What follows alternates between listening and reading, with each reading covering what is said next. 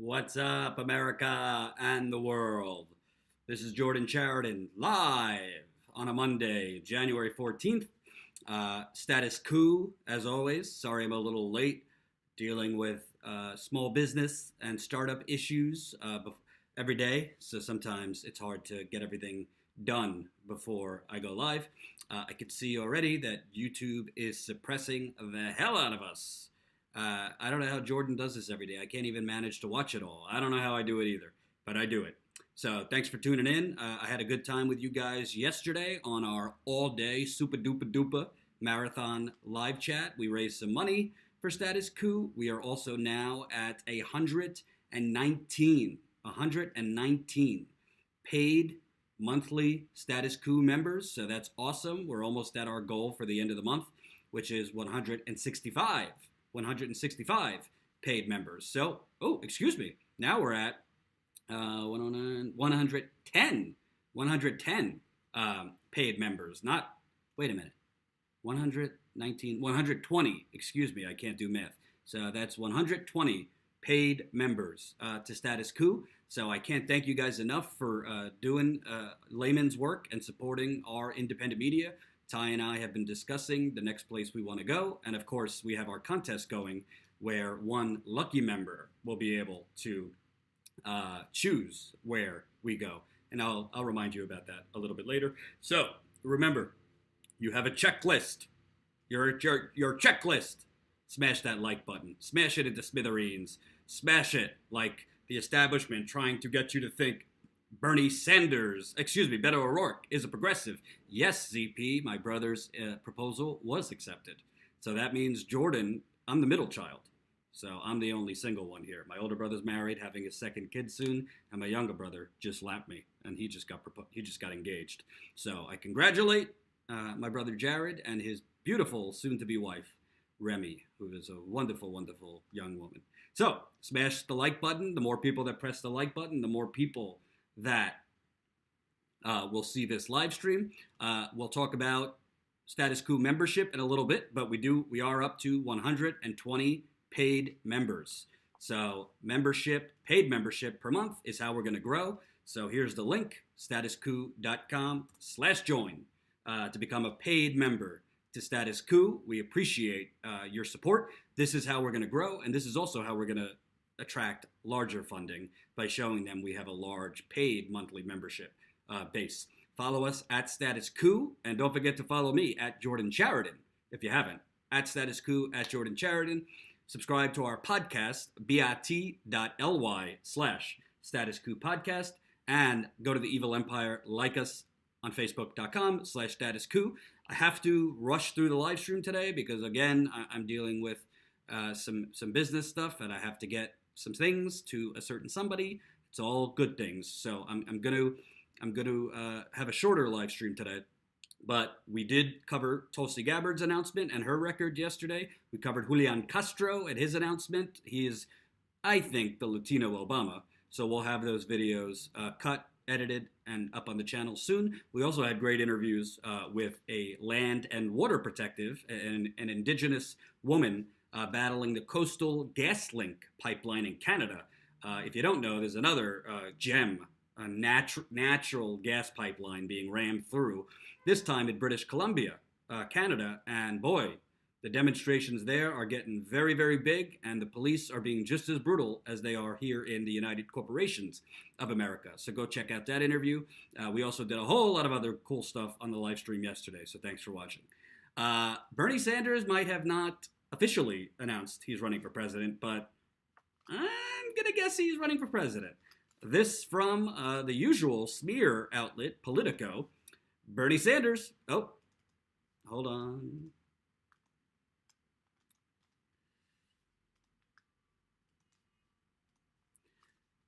Bernie Sanders staffs up for 2020.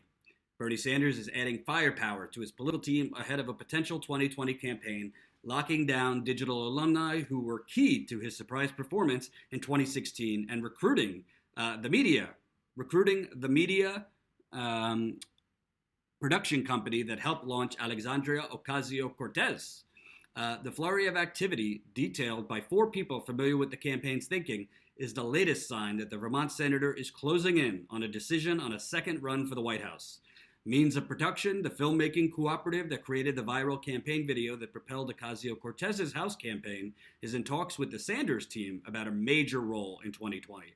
And 2 people who powered Sanders' record-breaking small-dollar fundraising operation in 2016 have agreed to join a subsequent presidential bid if it materializes, according to a Sanders campaign aide, Tim Tagaris and Robin Curran, his digital fundraising director and digital production director in 2016, respectively.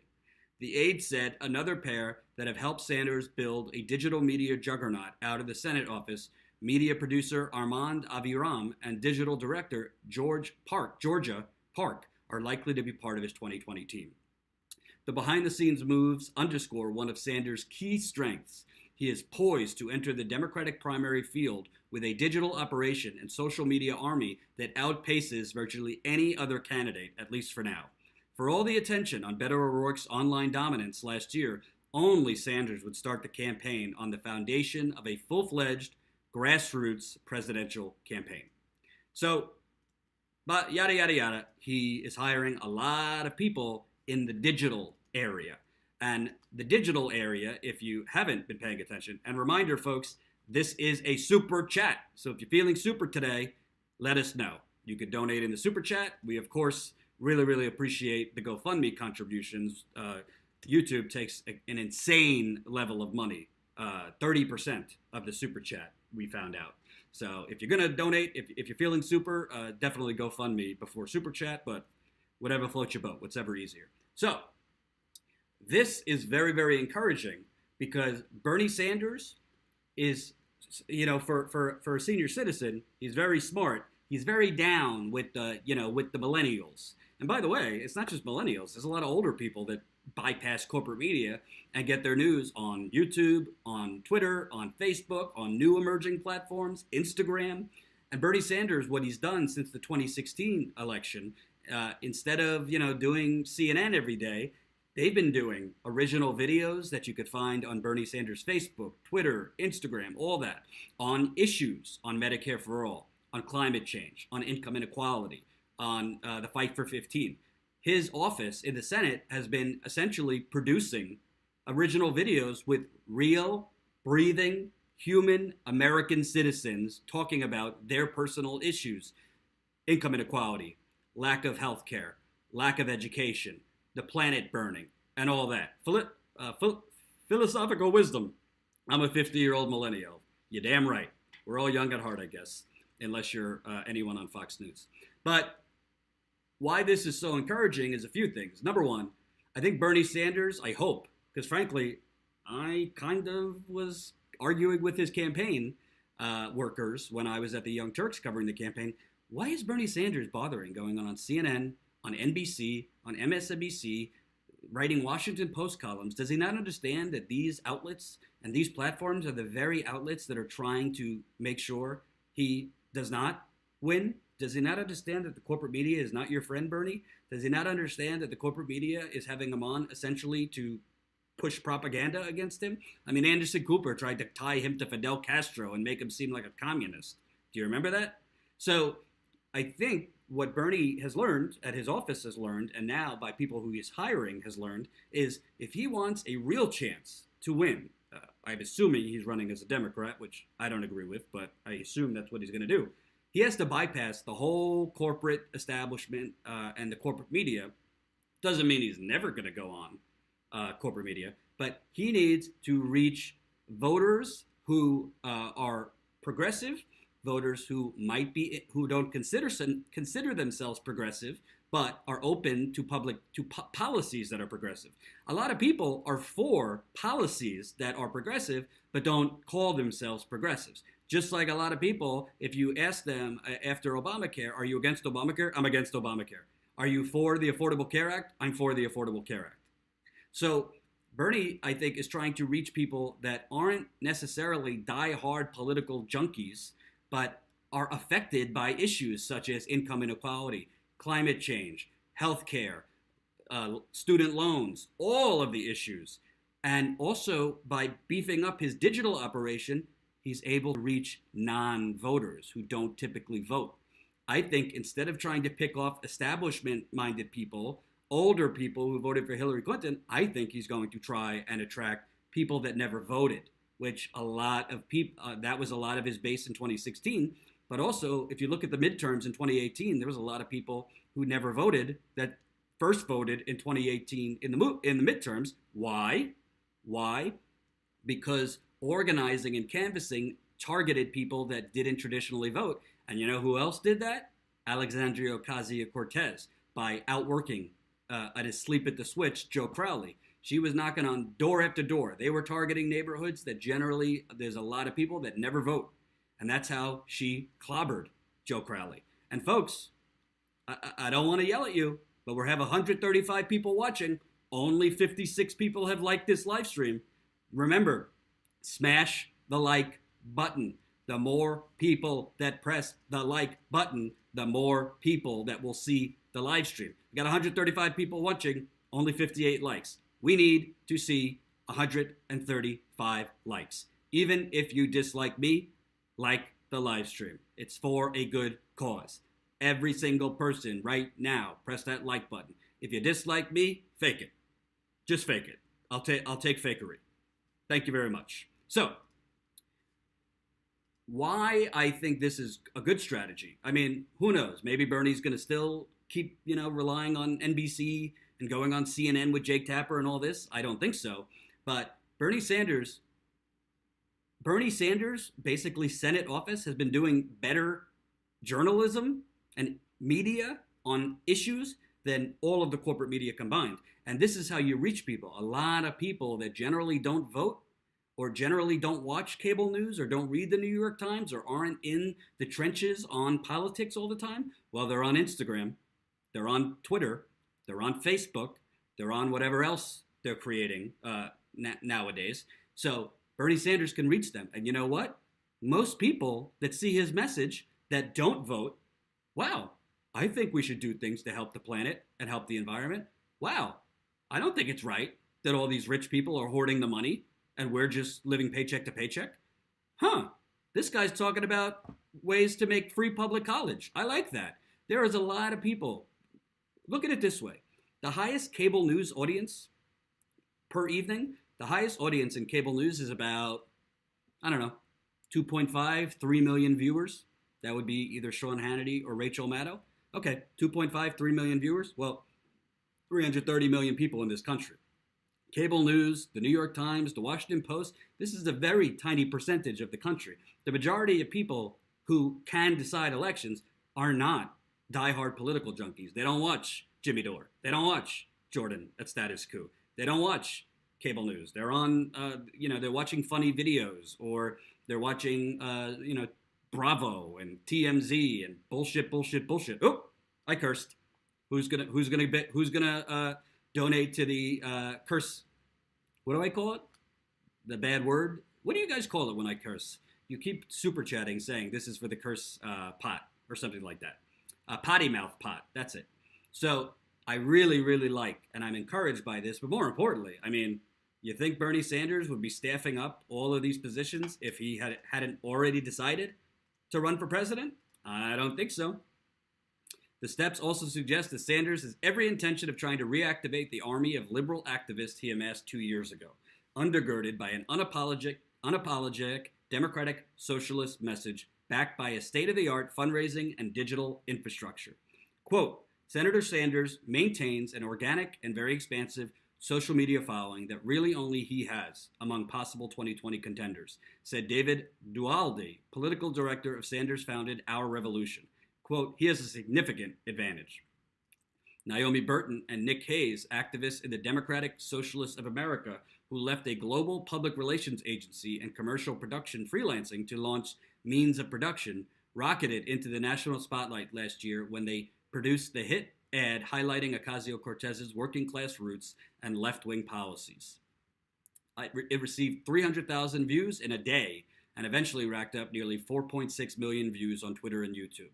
Quote, they've proven that they're on the cutting edge of popularizing progressive populist and democratic socialist politics in America, said Waleed Shahid, a spokesperson for Justice Democrats, the Progressive Political Action Committee that recruited Ocasio-Cortez. Burton said that the Detroit-based team would likely create, quote, big, beautiful ads and drumbeat content for Sanders if it was brought on for 2020. Quote, we have certainly been talking with his team, she said, adding that if Sanders runs, quote, he's the only candidate we would work for. So there you have it. I mean, he's got some of the brightest minds in digital media that want to work for him.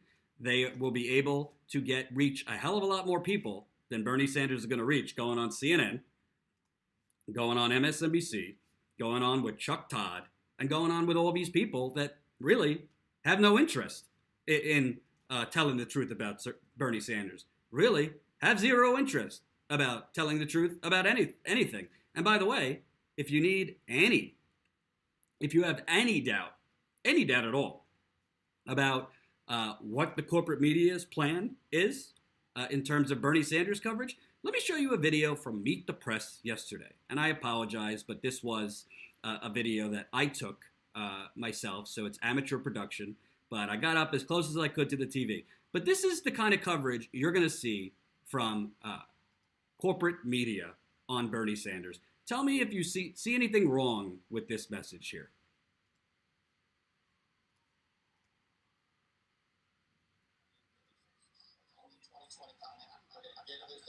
And it showed here, these are sort of poll that we had from Daily Kos. This is our only 2020 comment poll that we had from Daily Kos. This is our only 2020 comment. We're going to get into the thing. And it showed here, these are sort of activist Democrats. I put this up here, the top 5. Bernie Sanders sits at 11. 4 years ago, Bernie Sanders had nearly 70% of these votes. What's going on here? Well, you will also remember that Michelle Bachmann won straw polls after straw poll. A lot of what Bernie Sanders, I think, represented was the choice against Hillary Clinton in the primary. I think some of that was more a vehicle for anti-Hillary than a vehicle for pro-Bernie. She'll say new is winning. That's for sure. All right, that's all I have for today. Oh, hold on. Hold on. Let me play that one more time for you because two things were playing at once. Poll that we had from Daily Kos. This is our only 2020 comment. We're going to get into the thing. And it showed here, these are sort of activist Democrats. I put this up here, the top 5. Bernie Sanders sits at 11. 4 years ago, Bernie Sanders had nearly 70% of these votes. What's going on here? Well, you will also remember that Michelle Bachmann won straw polls after straw poll. A lot of what Bernie Sanders, I think, represented was the choice against Hillary Clinton in the primary. I think some of that was more a vehicle for anti-Hillary than a vehicle for pro-Bernie. She'll say new is winning. That's for sure. All right, that's all I have for today. So Chuck Todd puts up a, quote, straw poll from the Daily Kos website. Are you familiar with the Daily Kos website? Are you familiar with that? Let me show you, if you're not familiar with the Daily Kos and what kind of politics they preach, let me find this tweet, because I tweeted it out yesterday. Hold on. Do-do-do.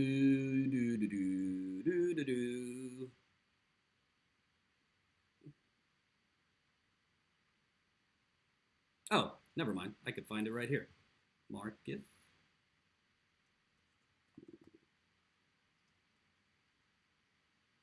So the Daily Kos, this is the Daily Kos for you. The founder of the Daily Kos. Daily Kos community bought 25,000 roses for Speaker Pelosi, and I had the honor of delivering about 7,000 of them. The other 18,000 were donated by the Speaker to Walter Reed Hospital. Will be delivered tomorrow. So this is who they are putting out a straw poll from to try and make it seem like Bernie Sanders is losing steam, like Bernie Sanders has no popularity at all. The very website bringing Nancy Pelosi 17,000 roses in her office. I hope you guys already ate dinner because I'm a little nauseous. This is what Bernie's dealing with if he goes on Meet the Press. This is what he's dealing with when he goes on corporate media. They're pushing this narrative that Bernie Sanders, he doesn't have a following anymore. Oh, people are done with Bernie. People want new energy. People want new faces like Beto O'Rourke. People want a young new face. Bernie Sanders doesn't represent the Democratic Party, which is, becoming more and more young and people of color. And they're literally pointing to straw polls, whatever that means, from the Daily Kos, from a website that literally worships at the altar of Hillary Clinton and Nancy Pelosi. Do I need to say more? Thank you, Fadi, getting us started in the Super Chat, $7.99. Alexandria Ocasio-Cortez has 2.3 million followers on Twitter and 1.8 million on Instagram. There's the audience. Couldn't agree with you more. Could not agree with you more. Thank you for the Super Chat, Fadi. And let me put, if for those of you that want to grow Status Quo, remember, GoFundMe. We're at $38,136 right now. So we're trying to get to 45,000 by the end of January. So definitely, it's a little slow right now. So hopefully you guys could help us keep growing and reaching our goal of 70,000. Which, by the way, we raised the GoFundMe goal after talking to you. We asked what you wanted because we need extra money to cover this campaign. There is not going to be independent media out there covering Bernie's campaign, Tulsi's campaign, Warren's campaign. I mean, you have the Young Turks. That's about it. And I'll say no more. If you want to rely only on the Young Turks to cover the campaign, that's up to you. But there is no other media network that's actually independent that will be covering the campaign because most of them don't have funding. You're not going to see Democracy Now! Out there a lot. You're not going to see The Intercept out there a lot. That's why I'm asking for your help to keep us independent and get us out there, because I promise you, you're going to need independent media to counter the incoming. If you thought the propaganda against Bernie Sanders has been thick already, you just wait till he announces. So, up to you. Don't come crying to me if you don't see me out there. I can't invent money. Campaigns are very, very expensive to cover. So the last thing I'll say on this is I think that Bernie Sanders, when he announced his run in 2016, his campaign was essentially, I think, 4 or 5 full-time workers. So he was going up against the Clinton machine, which is the entire DNC, which was the entire, every state in the country, the local and state level establishment politicians, which was all the superdelegates, which was all the corporate media, and he had 4 full-time staffers when he announced in 2015. Now he's had time to plan. He's already building up his staff. He's going to have a new campaign manager. It's not going to be Jeff Weaver anymore. I think Bernie Sanders is going into this next presidential run with a much, much stronger infrastructure, a much, much better structure. He will have, hopefully, a campaign manager that, frankly, there were some problems with Jeff Weaver as far as people not loving working for him. So I think he's going into this much, much better suited and much, much stronger than he was in 2015. He's going to have much, much, much, much more propaganda and much, much more of a stronger opposition in 2020, because it's not just going to be Hillary Clinton. He's going to have Kamala Harris going at him and her bots, which I've already experienced, correct the record trolls going after me for the crime, the sin of posting who she takes money from. I've been basically called the new Grand Wizard of the KKK for having the audacity, the sheer audacity to post Kamala Harris's donors, if that tells you anything. He's going to have Cory Booker's, allies going after him, Joe Biden. And don't think just because Hillary Clinton is probably not running, God, please don't let her run, that you're not going to see the old Clinton network going after him. So you're going to need independent media out there. Jordan, thoughts on Jeff Merkley? I like Jeff Merkley. Jeff Merkley. I just don't think Jeff Merkley has it in terms of that thing that Bernie has. I think Jeff Merkley, I would definitely consider him as a vice president. I would definitely consider him in a Sanders administration. But if the choice is Jeff Merkley versus Bernie Sanders, I mean, that's not really a choice, if you ask me. But I do like Jeff Merkley. But I've already made clear who my choice for Bernie's. We're getting ahead of ourselves, but my choice for Bernie Sanders vice president is Nina Turner. I think for many reasons, which I've already explained. We could get into that again another time. What about compared to Liz? I think Jeff Merkley, I'd have to look at his record, particularly his foreign policy record, to compare him to Elizabeth Warren. So I will look into Jeff Merkley for you. So before I get to our next topic, remember, folks, 185 watching, only 107 likes. Like the live stream. Smash the like button. Smash it into smithereens. Have I showed you my new Status Coup pen? I really like this Status Coup pen. It's pretty badass. More people who like this live stream, the more people who will see the live stream. The more people that see the live stream, the more subscribers we get. The more subscribers we get, the more views we get. The more views we get, the more revenue we get. The more revenue we get, the more Status Coup pens I could buy and hand out to you. See how that works? So smash it into smithereens. 122 have liked, 188 watching. What are the rest of you doing? Let's go. So now that Bernie's staffing up, the corporate media, not only is the corporate media not going to focus on the issues, they're certainly not going to be talking about Medicare for all, free public college, climate change. They'll be talking about it as in, this is radical, this isn't really doable, how are we going to pay for it? Wait, $715 billion to the military? No problem. We could pay for that. Oh, you want to do free college? You want health care for everybody? How are you going to do that? How are you going to do that? You see how the corporate media works?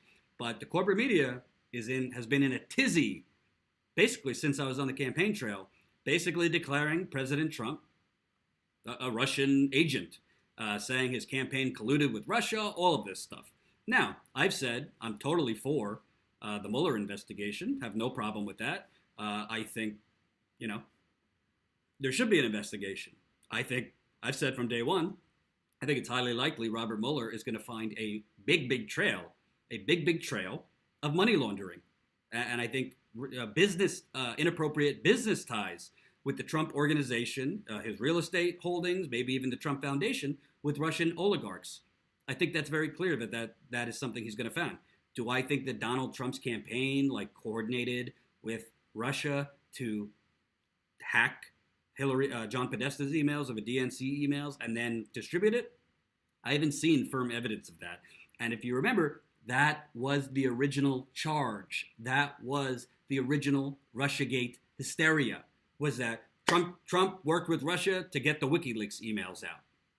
So, well, I hate to tell you, for the Russiagate, oh, by the way, if you haven't known, because I haven't covered this yet, new developments, which I actually do think is a big deal, but the FBI, who knows if there were political motivations behind this? The FBI opened an inquiry into whether Trump was secretly working on behalf of Russia. In the days after President Trump fired James Comey as FBI director, law enforcement officials became so concerned by the president's behavior that they began investigating whether he had been working on behalf of Russia against American interests, according to former law enforcement officials and others familiar with the investigation. The inquiry carried explosive implications. Counterintelligence investigators had to consider whether the president's own actions constituted a possible threat to national security. Agents also sought to determine whether Mr. Trump was knowingly working for Russia or had unwittingly fallen under Moscow's influence. The investigation the FBI opened into Mr. Trump also had a criminal aspect, which has long been publicly known, whether his firing of Mr. Comey constituted obstruction of justice. Another quote, bombshell that came out that the corporate media is totally in a tizzy about is that President Trump apparently has been concealing the notes from his one-on-one meeting with President Putin. President Trump has gone to extraordinary lengths to conceal details of his conversations with Russian President Vladimir Putin, including, on at least one occasion, taking possession of the notes of his own interpreter and instructing the linguist not to discuss what had transpired with other administration officials, current and former U.S. officials said. So there you have it. That's like the big thing that they've been talking about quite a lot. And this, many people in the Russiagate crowd, is the smoking gun. Unfortunately, hold on one second. Hello, Father. I'm live right now. What's up? I'll be off by like 6:15. Are you close? Okay. All right. Sorry, that was my father, an important business, so I had to get on the phone with him. So, and look at that. The more people who have pressed the like button, the more viewers we have gotten. You see how that works? YouTube's algorithm at its finest. If you like the live stream, more viewers see it. So 202 people watching, 132 likes. Can we get another 75 likes? I think we can do it. I think we can. What are you doing, for those of you who haven't pressed that like button? So for the Russiagate crowd, their head is exploding. This is the smoking gun. What's his name? Max Boot wrote a piece, 18 reasons, 18 clues that Trump is working for Russia. I mean, my God, it's like, it literally, it's getting to a point where it's more entertaining than watching Rocky IV, if you ask me. I mean, this is some really, really like thick, crazy espionage. It's like a movie plot that if you went to a filmmaker with this kind of movie plot, they'd say, not believable. It wouldn't fly. Too outlandish. Well, Jonathan Karl with ABC News, he, unfortunately for the Russiagate folks, he wanted to tamp it down based on sources he has near the investigation. Here we go. Well, look, I mean, the story in the New York Times was an extraordinary reflection of the level of distrust between the FBI leadership and the president, and how suspicious the president's behavior was. That they actually were to the point of investigating the letters about firing Comey, the interview with Lester Holt, yes. and actually going to the point of investigating whether or not effectively the president was a Russian agent, but of a bombshell report. And there have been expectations that have been building, of course, for over a year on this. But people who are closest to what Mueller has been doing, who have interacted with the special counsel, cautioned me that this report is almost certain to be anticlimactic. That if you look at what the FBI was investigating in that New York Times report, look at what they were investigating, Mueller did not go anywhere with that investigation. He has been writing his report in real time through these indictments, and we have seen nothing from Mueller on the central question of, was there any coordination, collusion with the Russians in the effort to meddle in the elections? Or was there even any knowledge on the part of the president or anybody in his campaign with what the Russians were doing? They haven't laid that out yet in the indictments, but how do things like the Trump Tower meeting with Russians, Don Jr., Paul Manafort giving polling data to Ukrainian oligarchs, the pursuit of a Trump Tower in Moscow, how does that fit into this theory? What we've certainly seen over and over again is that people around the president, first of all, have been willing to lie to investigators and had their own dealings with Russians, had their own agendas with Russians. Manafort was trying to get paid for his work on behalf of Ukraine. Flynn had his own dealings. But it is not added up to anything of the central question again. Was the Trump campaign aware of or coordinating with the Russians in their effort to meddle with the election? So far, there's been nothing on that, and I'm led to believe, don't expect there's going to be Senator anything. Heike, one of the things you're seeing from this new Democrat chairman in control of Oh, boy.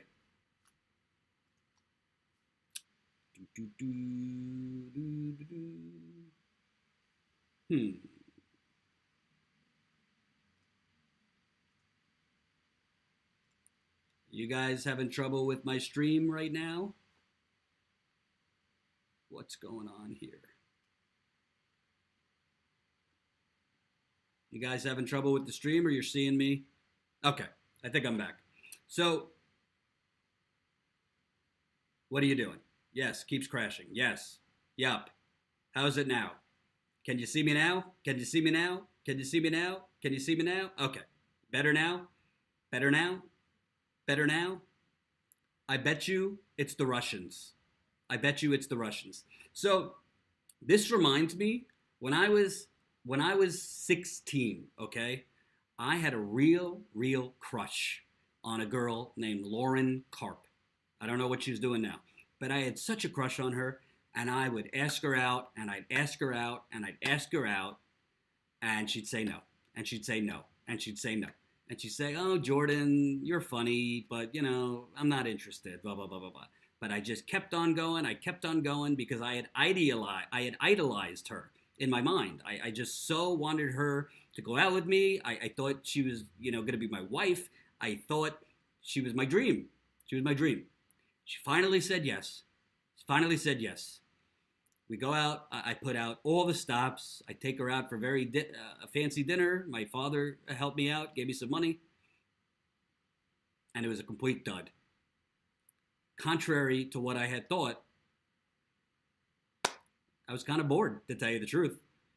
So this might not be the perfect analogy, but Russiagate is kind of like the girl I just described, It's what Rachel Maddow has wanted for so long. It's what CNN has wanted for so long. It's what all the Clinton world has wanted for so long to justify why they lost to an orange orangutan. And unfortunately, it doesn't seem that it's going to be that. And I've said this all along, but I was told, this is a Republican talking point. I've always been told Washington is a city. You can't keep anything. You cannot keep anything secret in Washington for too long.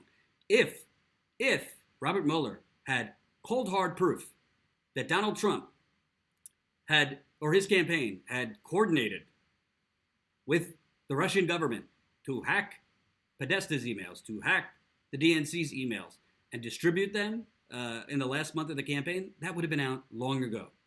And I cannot wait.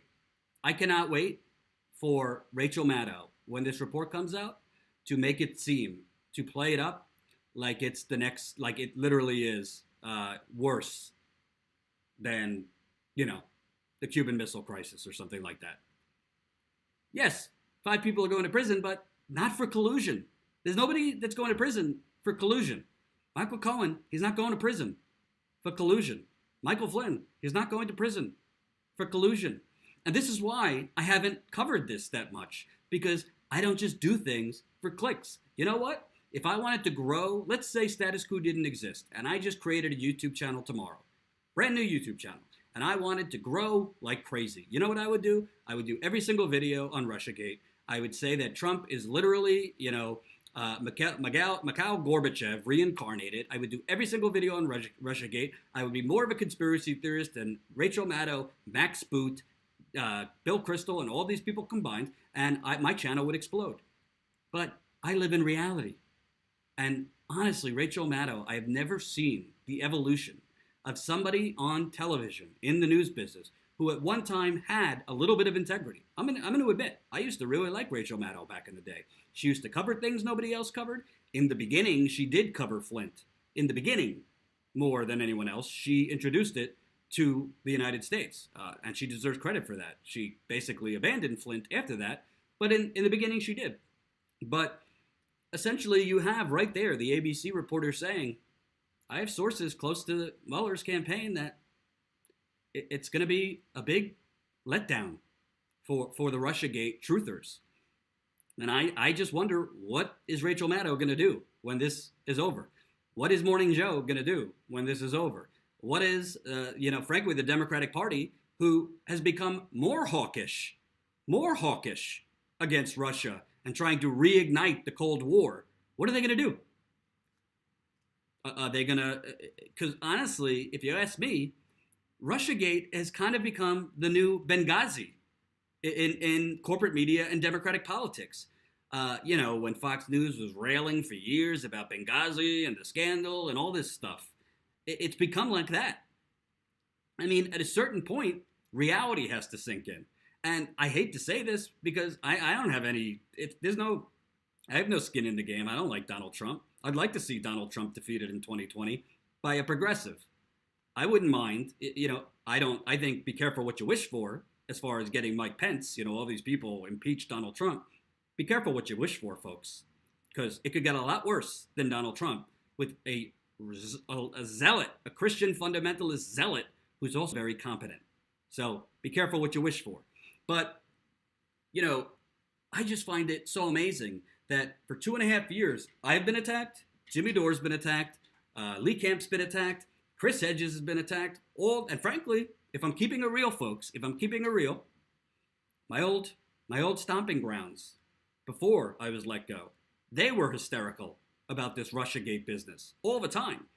I mean, I don't really watch the Young Turks anymore, but I'm pretty sure they've been keeping up with Russiagate, because, frankly, Cenk and a lot of them there have a really, really bad case of Trump derangement syndrome and have kind of lost sight with anything else going on in the country.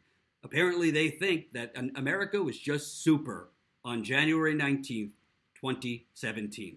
And it only became terrible on January 20th, 2017. Well, you got the Young Turks doing it nonstop. Frankly, Democracy Now! Has bought into a lot of this.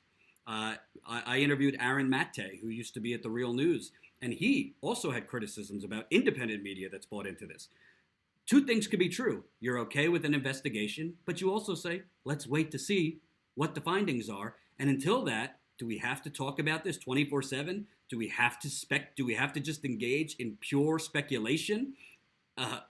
People are power, I agree. Like, what about Flint? What about Cleveland, which I'm about to report on you, has insane lead levels? What about fracking and the pipelines spreading everywhere? I just did an interview yesterday, which is up on the channel. Canada might be the next Standing Rock. I just interviewed a land and water protector from Canada about the fight against the Coastal GasLink pipeline. You hearing about that anywhere else, folks? I look in the comments, nobody even knew there was a camp against this pipeline. Yes, it's in Canada, but it's still relevant. W-MAN, couldn't agree more. WMD, weapons of mass distraction. Only Jimmy. I'm not saying this to bash TYT. I'm not getting into TYT. I'm just saying sometimes when you have such mass Trump derangement syndrome, it clouds you from looking at things objectively. Objectively speaking, there's been no actual evidence other than corporate media hysteria that Donald Trump is a secret Russian agent. There's been no actual evidence other than already disgraced neocons from the Iraq war days. Bill Kristol, David Frum, Max Boot. All of these people who should literally be at home under their blanket. They shouldn't even be allowed in the media. But in our media, it doesn't matter if you cheerlead for disastrous wars who have killed hundreds of thousands of people. It doesn't matter if you cheerleaded for that. It doesn't matter if you pushed false intelligence. It doesn't matter. We'll make you an NBC contributor. We'll make you a CNN analyst. It doesn't matter. Because this is all about ratings and profit. And you know what delivers ratings and profit? Reenacting the Cold War. Why do you think it is that Rachel Maddow has record ratings? Because she's stoking fear and that old Cold War fear and sentiment in her viewers. And by the way, most of cable news's audience are older. They're not millennials. That's not to say all old people buy into this bullshit, because I have an older audience too. I have a lot of older viewers. I have a lot of younger viewers. It's a nice mix. So it's not that all older people above 50 are stupid or buy into this bullshit. It just happens to be cable news's predominant audience. When a couple years ago it came out, CNN is the youngest audience at 58. I'm not saying 58 is like you're going to die, but it generally is a little older as far as news watching. So my point is, yes, Trump violated campaign finance laws. Is that a collusion with the Kremlin?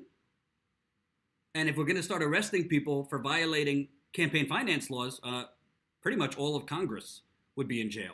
Hell, Hillary Clinton, I broke this story through the WikiLeaks releases. Hillary Clinton's campaign was coordinating with all of her super PACs, having meetings with their super PACs, conference calls.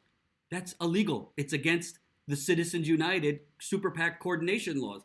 But laws don't apply to the Clintons. They don't apply to Eric Holder. They don't apply to Democratic Party elites or Republican Party elites. They apply to you, to me, and there's a whole different legal system for black and brown and indigenous people. And a reminder, folks, this is a super chat. If you like what I'm talking about, if you like this reporting, let us know. And there's the GoFundMe link. So it's super. I mean, I'm not big on like doing victory laps, but I am going to do a victory sprint when this Mueller report comes out. Because I am here to tell you, folks, I think a lot of the people like Jimmy Dore, like me, like Lee Camp, like Aaron Maté, like a lot of progressive, Jamal Thomas, Kyle Kulinski, I think a lot of people that have been called kooky conspirators, kooky conspiracy theorists, agents of the Kremlin, a lot of messages that I was working for Vladimir Putin. Hey, if I'm working for Vladimir Putin, can he give me a raise so I don't have to keep doing these Sunday marathon live streams to fundraise? You think I want to go live every single Sunday for the rest of my life for 6 to 7 hours? I digress. I enjoy doing it. So a lot of people that have literally put all of their eggs in this Russiagate bucket are going to have very, very sad faces. That doesn't mean Donald Trump, that report's not going to show money laundering. I think it will.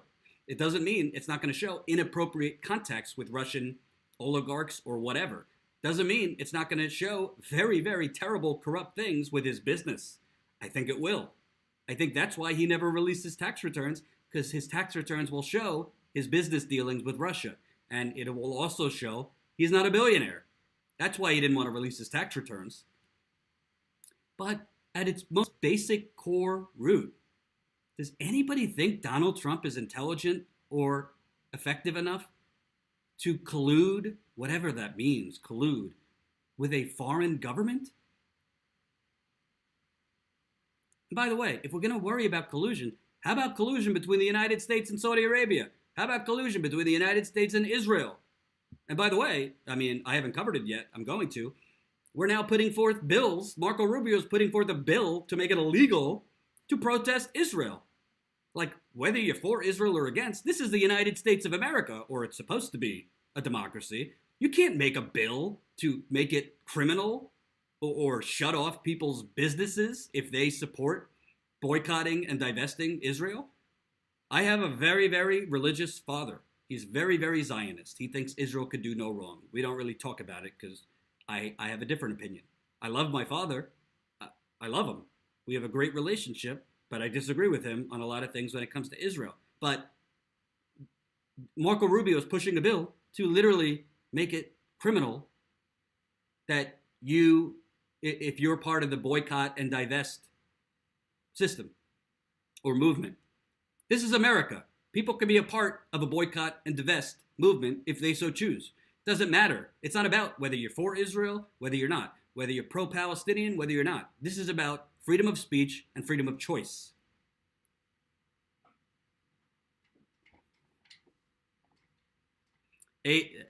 Jordan, any chance you can go and make a series door to door asking people about issues, not seeing that on other progressive networks? I'm trying. This is part of the behind the scenes, but we're trying to get Ty to move out to New York. So if we can get Ty to move out to New York, I'll do that door knocking, baby. I'll do that door knocking. Right now, I don't have a cameraman in New York. Or woman. Cameraman, doesn't matter. So, that's what I have to say about the evil Russian collusion plot. I don't see it, and I think it's, at this point, ridiculous.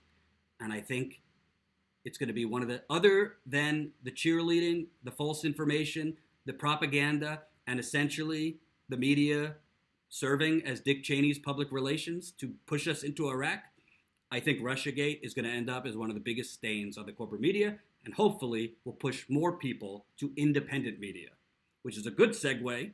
Before I get into my last topic, I want to remind you of our new member contest. We are at 120 paid monthly members for Status Coup. Paid membership is how we are going to grow long term. We are now at 120 paid members through our website. You could go to statuscoup.com/join and check out our membership options. You could become a member as low as $5 a month or $10 a month. $5, you get a certain level of bonus content and exclusive content. $10, you get a little bit more. Right now, we have great content out there that nobody has seen, including a long 13-minute section from our upcoming The Flushing of Flint documentary that shows the reporting that went into our bombshell story that shows the state of Michigan cheated on the Flint water testing and manipulated the data to make it appear that Flint's lead levels were lower.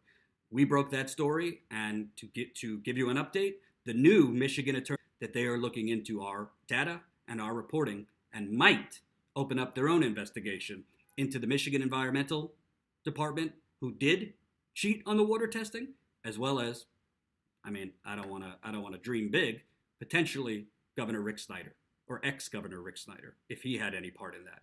So real reporting can actually create real change. The new Attorney General's office has confirmed for me they're looking into our report, and they literally have an investigative unit looking at our report. So 120 members. We got to grow this to 165 by the end of this month. What we're doing, any person who signs up as a new Status Coup member, I'm asking you, I'm begging you, email Jordan at protonmail.com. That's email Jordan at protonmail.com. We want to hear your story ideas. Where would you like Ty and I to go? Right now, we're asking for domestic stories only. We don't have the money to go international at this point. Where would you want us to go? Tell us about a local story in your community. Tell us about a story somewhere else that you'd want us to go cover. Whatever you want us to cover, email Jordan at protonmail.com. It's not just for new members. People who were members before January could also do it. At the end of the month, if we hit that 165 number, we're going to pick the best story idea out of the submissions we got, and Ty and I are going to hit the road on that story. If it's in your local community, we might want you to come out with us, and you probably know the story better than us, so we'd want you on camera, we'd want to interview you. Membership is how we grow. We don't want to rely on advertisers. We don't want to rely on corporate plutocrats to fund us. We want to grow as our audience supports us. So statuscoup.com/join. Once you join, email Jordan at protonmail.com. I only ask you, consider what you spend $5 on possibly a day. A lot of people buy Starbucks or Dunkin' Donuts, which is about $4 to $5 for a certain drink. Consider what you spend $10 on a week. Now, if you're living paycheck to paycheck and you have severe economic anxiety and don't even know if you're going to be able to pay the rent this week, we obviously understand if you can't support us on a monthly basis. But if you have that budget to support us at $5 a month, if you have that budget to support us at $10 a month, this is how we're going to grow long term. This is how we're going to attract larger funding. Because I'm telling you, when I go to certain individuals and certain companies and try and get them to fund us, and by the way, I'm talking about progressive individuals, progressive companies. One of the first things they ask, how much revenue are you bringing in per month? And I tell them our paid member between Patreon and our website. The more we grow that, the more likely it is we attract more funding. We need to attract larger funding to be able to cover Bernie Sanders' campaign, to be able to cover Tulsi Gabbard's campaign, to be able to cover the pipeline fights, water poisoning around the country, police brutality, local and state level corruption. Trust me, I don't want to just be talking to you from where I live. So statuscoup.com/join. We've been getting new members every single day. I'm telling you, I'm not telling you what we're going to do. I've shown you what we're going to do. You see what we cover. You've seen us out in the field. Is anyone else going out in the field covering the stories we're covering? No. So not only are you going to get bonus content, not only are you going to get behind the scenes footage, not only are you going to get invited to a monthly video call with all of us, not a live chat, a video call. You're also going to be supporting actual independent media. Not media that claims to be independent, but they're not. Real, independent, grassroots, guerrilla media. So check it out, statuscoup.com/join. And of course, in addition to paid membership, we are trying to raise funds through GoFundMe. And once again, I'll put in my email. If you become a new member, check it out. Email jordan@protonmail.com. Send us your story idea. Now, lastly, I don't think you're hearing much about this anywhere. Cleveland is now the new city with insanely high lead levels. And by the way, I've reached out to Nina Turner to see if we could do an interview on this and other topics because she's from Cleveland. Children in Cleveland and Cuyahoga County have a higher risk of lead exposure than other parts of the state, according to a report out of Case Western Reserve University this week. Let me put this link in the live chat if you want to read along. Here we go.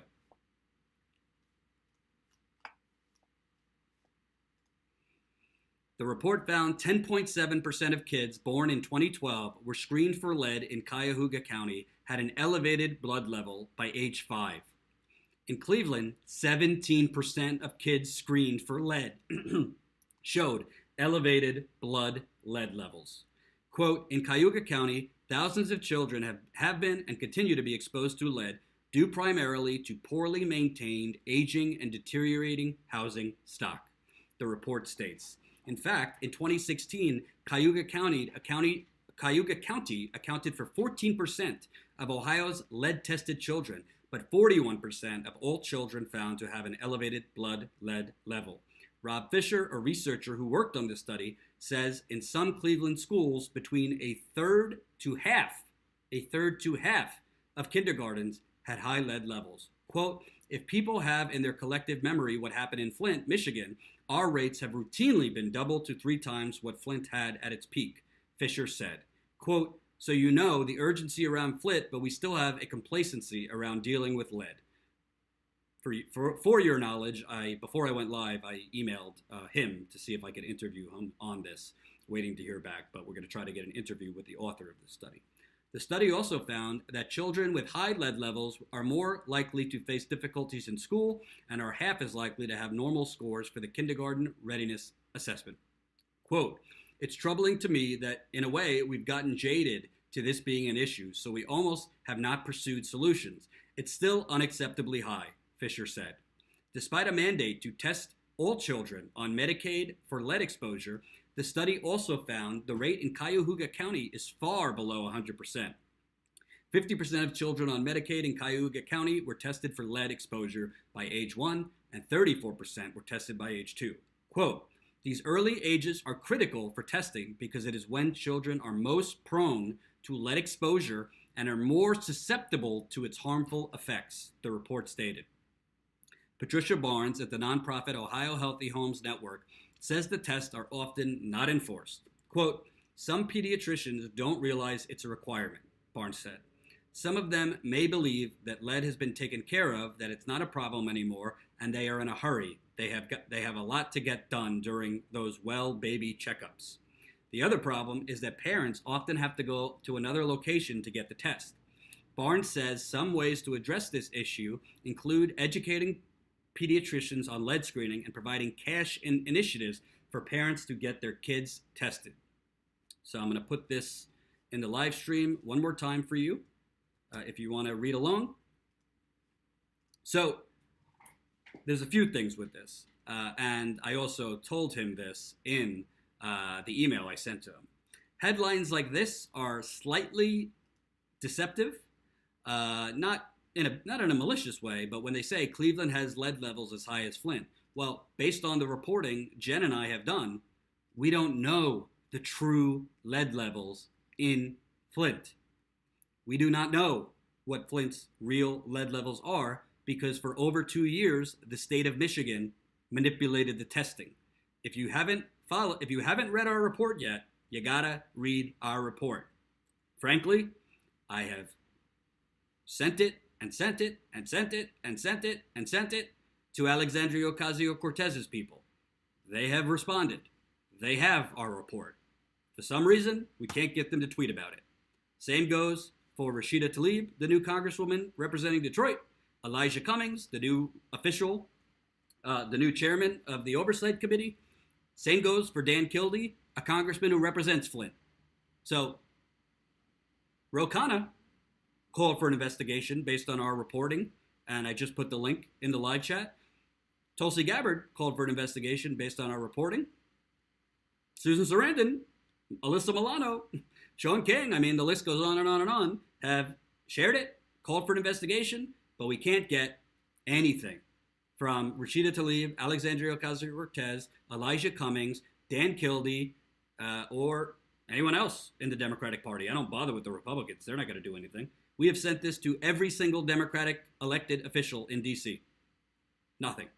Crickets, other than Ro Khanna, other than Tulsi Gabbard. So that tells you something. That tells you something. So why this is deceptive is what we found. What we found was the lead levels in Flint were manipulated. So when you say Cleveland has higher lead levels than Flint, doesn't mean Cleveland doesn't have high lead levels. It does mean everybody else, including Reuters, who had a report, 3,000 other cities have higher lead levels than Flint. Well, you're basing that measurement and comparison based on the lead data that the state of Michigan has put out there. But we showed you they cooked the data.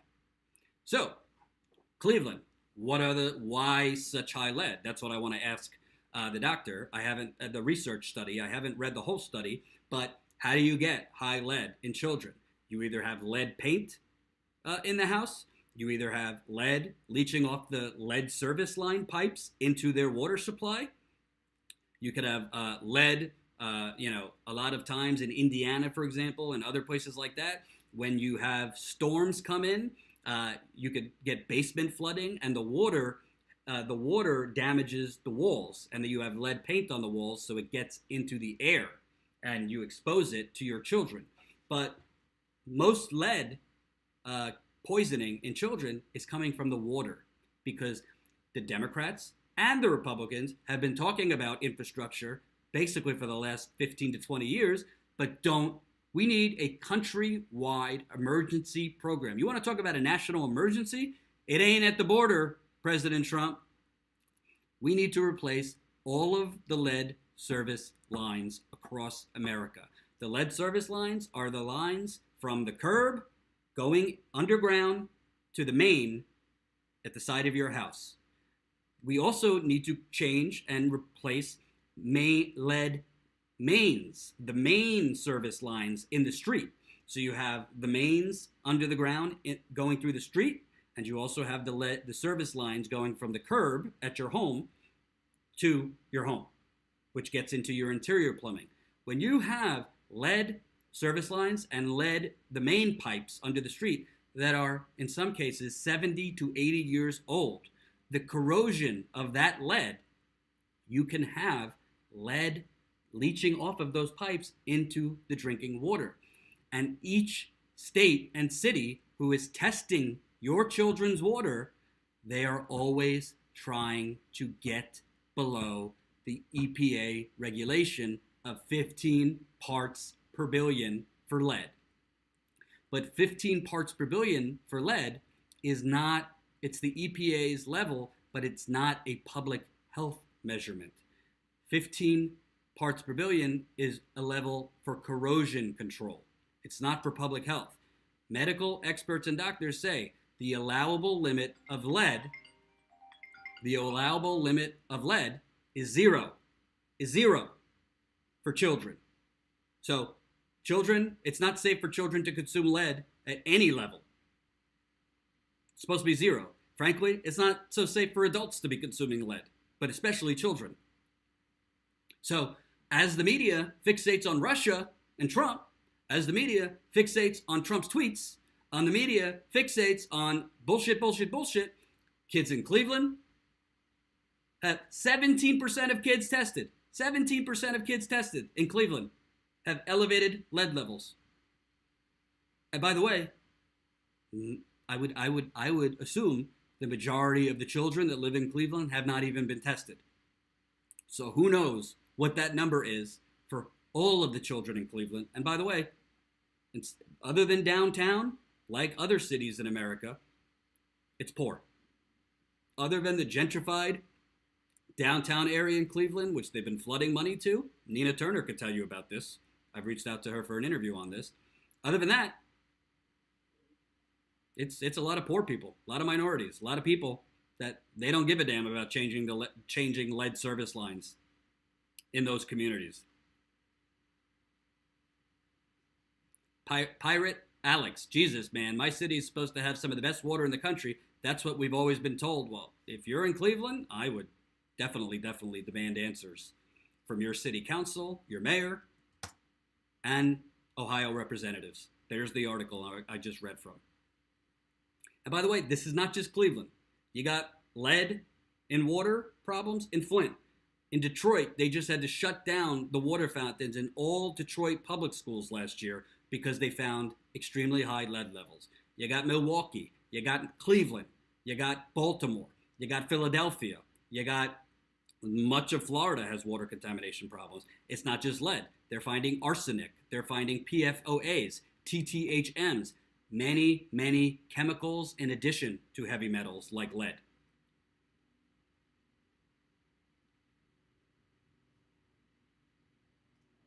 Hold on one second.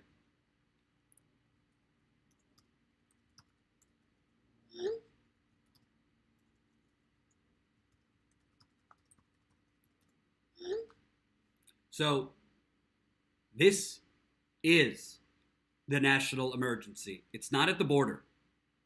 It's not at the border. It's underground lead service lines. So I'll give you an update. I'll keep you updated because I reached out to interview the author of this study. And I promise you, this story is important whether you live in Cleveland or not, whether you live in Flint or not, whether you live in Detroit or not, because your water, if you are giving your children tap water, you need to know that there is a high likelihood that that tap water might have some lead leaching off from the pipes into the water. I'm not trying to scare you. I'm trying to inform you so you can protect yourself and your children. And that is why Status Coup is fundraising. That is why Status Coup is asking you to make a donation on GoFundMe and is asking you to become a member to Status Coup as low as $5 a month so we could get out into the country and expose these issues.